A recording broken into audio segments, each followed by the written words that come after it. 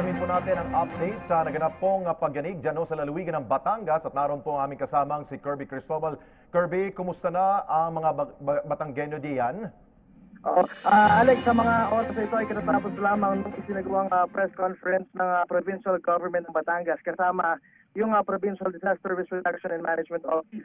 Binanggit nitong si Provincial Administrator Levy di Maunahan na ongoing na yung proseso ng pagdeklara ng state of calamity sa probinsya matapos na i-anunsyo nga ito ni Batangas Governor Dodo Mandanas.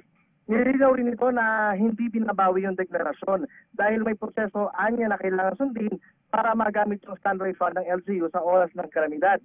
Bakas, Alex, sa Kapitolyo, yung ng Batangas, ang lakas ng lindol na umabot ng magnitude 5.5. Kung saan nagkaroon ng bitak yung ilang bahagi nito. Patuloy rin yung rapid assessment sa mga lugar na posibleng nasira ng lindol.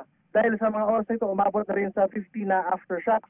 Yung naitala ng PDRRNC, ayon rin sa hepe nito na si Lito Castro at patuloy pa rin itong nararanasan dito sa probinsya.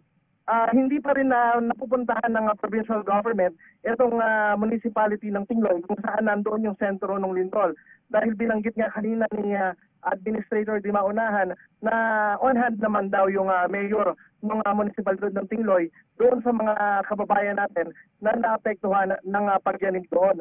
At matapos na lamang daw na humina o makapenetrate sila, ay agad din silang magtutungo doon sa area para makatulong doon sa ating mga kababayan na mabigyan ng mga pangangailangan, especially ng mga relief goods at syempre yung mga pangangailangan sa construction kung meron nga malalaking pinsala, especially doon sa mga lugar na hindi talaga maabot ng municipal ng Tingloy. Sa mga oras na ito ay talagang sinuspindi muna yung pasok dito sa munisipyo at maging yung klase pampubliko at pribadong eskwelahan para nga maisaayos lahat ng pangangailangan ng probinsya sa naganap na pagyanig. Alex?